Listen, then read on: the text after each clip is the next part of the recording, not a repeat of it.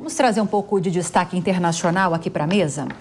Mais de 300 mil pessoas buscaram informações para se registrarem para votar nos Estados Unidos depois que a cantora Taylor Swift manifestou o apoio dela à vice-presidente Kamala Harris na corrida presidencial americana. Um porta-voz do governo americano disse à revista Hollywood Reporter que a publicação feita pela cantora levou diretamente quase 335 mil pessoas ao site vote.gov, que mostra como os cidadãos podem se registrar para votar. Com 283 milhões de seguidores no Instagram, o post de apoio de Swift já tem quase 9 milhões e meio, isso mesmo, 9,5, aliás, milhões de curtidas. Lá, ela disse que avaliou as propostas dos candidatos nessa postagem dela e optou por Kamala por ser uma líder, segundo ela, entre aspas, líder firme e talentosa, e que prefere ser governada pela calma em vez do caos. E aí, Ana, nós discutimos na semana passada, falando do caso da Deolane Bezerra, do quanto esse apelo nas redes sociais pode trazer resultados, assim, extremamente significativos. E esse caso é mais um caso, né? Não, eu fico estarrecida com a importância das redes sociais na nossa vida atual, né? Veja como as redes são capazes de influenciar de voto até aquilo que você come no seu café da manhã. O fato dela, que é uma cantora extremamente famosa, ouso dizer que talvez seja a cantora mais famosa da atualidade, declarar publicamente o apoio a um candidato, tomou essa proporção que você acabou de narrar e é mais um episódio. Assim, nós estávamos na pauta anterior falando de como os artistas falavam da Amazônia, do meio ambiente. Então, assim, tudo gira em torno dessa grande influência que as pessoas têm sobre nós, o que é catalisado pela propagação das informações nas redes sociais. Então, eu gosto muito da ideia de que ela, de alguma forma, manifestou a intenção de voto dela, mas deixou claro que o importante ali era você votar. Porque os Estados Unidos, como vocês sabem, é um país em que o voto é facultativo. Eu acho que hoje nós vivemos num ambiente, aqui no Brasil, pelo menos, em que as pessoas elas estão tão desacreditadas no nosso sistema, na nossa sociedade, que, embora exista, sempre vai existir essa paixão e essa idolatria política, as pessoas estão um pouco desestimuladas a votar, a conhecerem melhor os candidatos, porque elas acham que nada nunca vai mudar. Então, no meio de toda essa situação, você vê que um ídolo se coloca nas suas redes sociais, dando a cara a tapa ali, porque com certeza muitos apoiadores do Trump também foram lá criticá-la, ofendê-la, mas de alguma forma incentivando as pessoas, lembrando elas do dever cívico que elas têm de votarem e tudo mais, é algo sim a se parabenizar. Eu quero só aproveitar aqui a fala da Ana, porque me parece que a maioria dos indecisos estão entre os jovens. Então, a gente não pode afastar a relevância desse post para essa eleição. É claro que também a gente tem que considerar que nem todo mundo vai segui-la, mas a ideia é igual minha filha. Se minha filha votasse, ela já iria, por exemplo. Só porque a Taylor vai votar. Mãe, com certeza ela ia falar, mãe, mas é a Taylor. Então... Só rapidíssimo. Eu não sei se vocês lembram, antes da oficialização das candidaturas, a própria Taylor tinha, acho que 20% de intenção de voto. Colocavam ela nas pesquisas de intenção de voto à presidência dos Estados Unidos e ela aparecia com, sei lá, 20% das intenções. Então, veja o tamanho da influência dessa moça. Desculpa te cortar. Não, imagina. É porque eu também peguei a sua fala, falando do juventude, e os jovens, tanto no Brasil quanto no exterior, eu acho que eles não estão em estados, né? O tanto que política é importante, da gente, a democracia vence o maior e a gente tem que fazer o exercício, né, desse direito que nos é dado, e isso se estende lá. E me parece que a maioria dos indecisos, de fato, era os jovens. Então, eu acho que esse post, dado tanto de curtidas, é claro que a quantidade de curtidas não vai representar somente os votos do indeciso, mas eu acho que neste ponto do post favoreceu, obviamente, né, a campanha da Kamala Harris. Por quê? Porque por mais que as pessoas, como a Ana disse aqui, elas vão sim, muitas vezes com seus ídolos, ídolos, e qualquer que sejam eles, na música, na culinária, no vestiário, enfim, esses indecisos vão votar, ou vão tender a votação, ou fazer campanha, vai expandir, né, esse apoio dado pela Taylor a Kamala Harris. Por falar em eleitor indeciso, né, que são eleitores cruciais, Carla, nessas eleições lá nos Estados Unidos, nós tivemos o debate nessa semana e um dia antes do debate, as principais pesquisas de intenções de voto apontavam aquele empate técnico entre Kamala e Trump. Ora com numericamente vantagem para um, ora para outro, mas é empate técnico. E a gente que faz sempre essas análises aqui ao longo da programação, todos os especialistas que nós ouvimos, aqueles que nós lemos sobre essas análises também, apontam para uma vantagem de Kamala no debate que nós tivemos nessa semana. A grande questão não sei se saiu hoje alguma pesquisa. Se você souber de alguma coisa, você nos diga. Mas agora a grande pergunta é: qual vai ser o impacto desse debate nessas próximas pesquisas e também dessa manifestação de Taylor Swift, né? Porque pelo número a gente pode sentir alguma coisa nessas pesquisas também. Como é que você está acompanhando esses movimentos?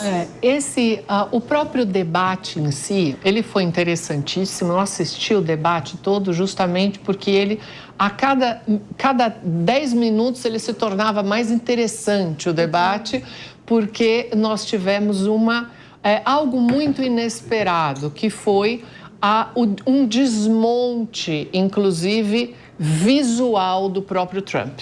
Ele vai desmontando, ele vai se desequilibrando e a Kamala Harris vai subindo.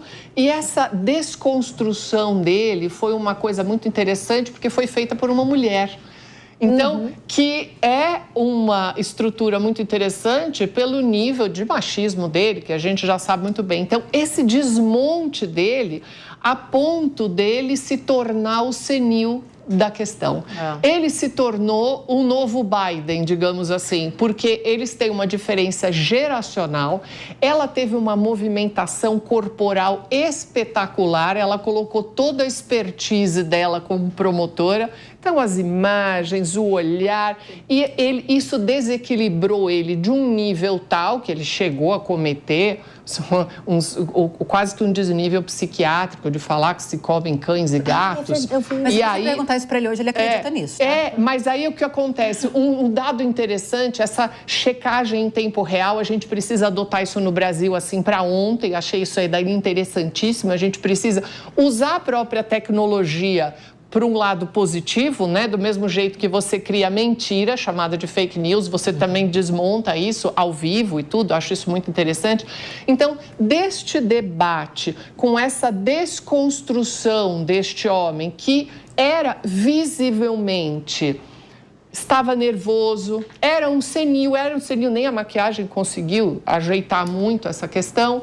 E esse modelo que foi desmontado, que foi por uma mulher, porque Kamala Harris ela estudou ele do começo, meio e fim.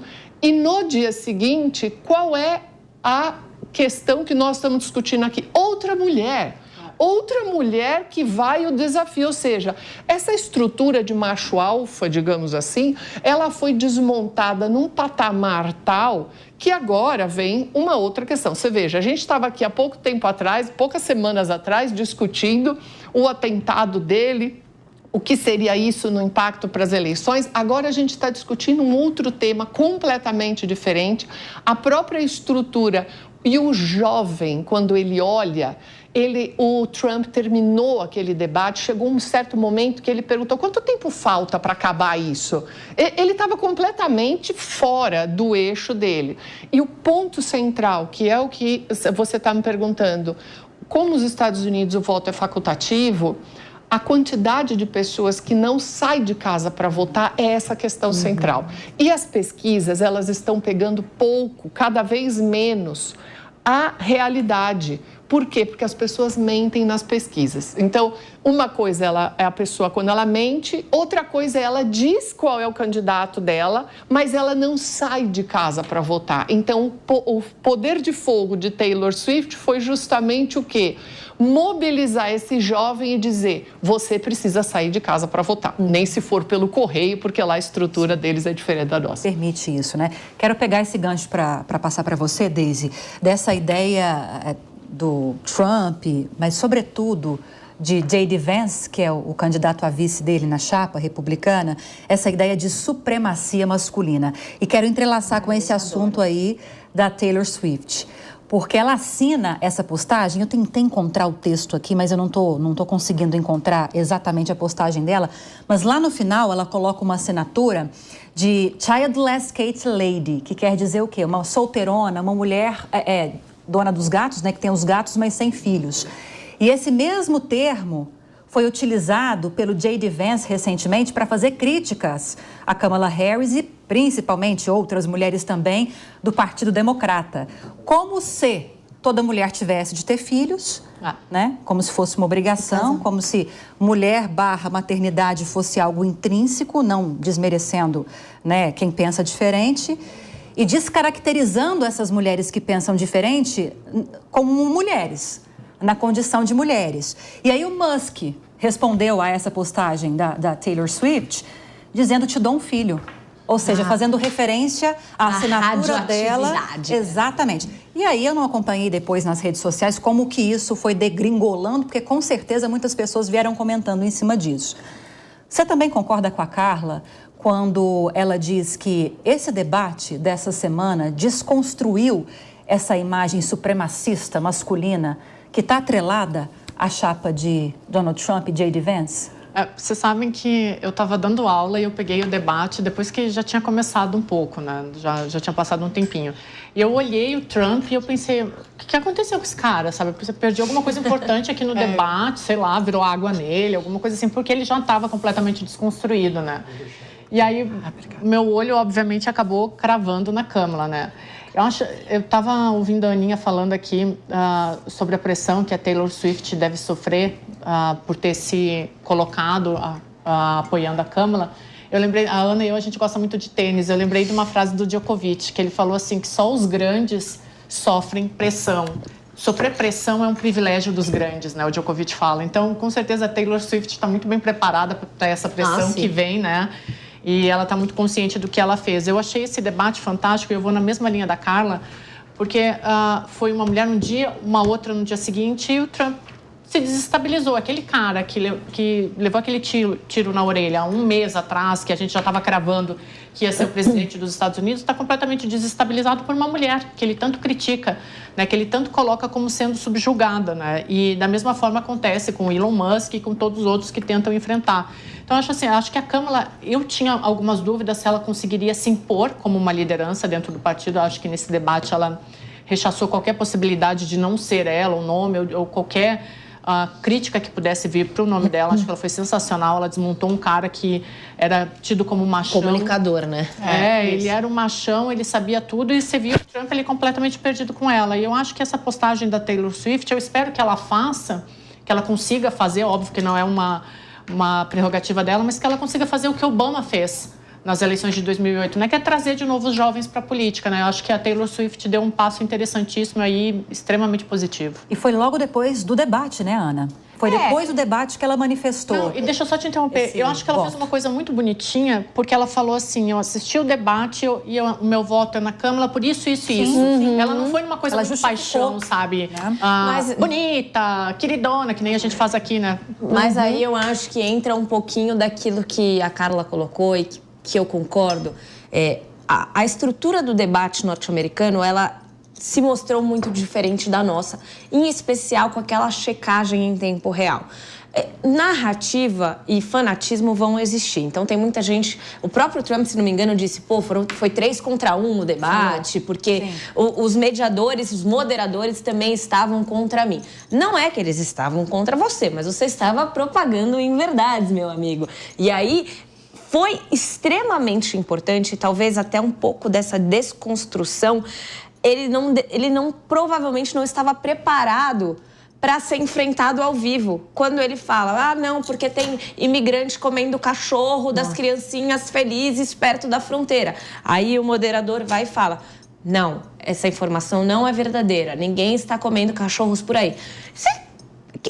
até um comunicador como ele vai ter dificuldade de apresentar uma resposta para isso, né? Talvez ele poderia até ter um treinamento com o Pablo Marçal, porque o Pablo Marçal, eu tenho certeza que ele ia tirar alguma resposta da cartola. Mas qualquer pessoa normal não tem o que responder, porque ela fica paralisada naquilo. Ela está sendo enfrentada de forma técnica e objetiva, cara a cara. É óbvio que ele vai se desestruturar. Então, talvez a Taylor tenha assistido, ela devia talvez estar indecisa, ou pelo menos indecisa em demonstrar publicamente o seu apoio. E depois do debate ela teve a confirmação de quem seria a candidata dela e ela achou relevante que ela falasse isso pro público dela.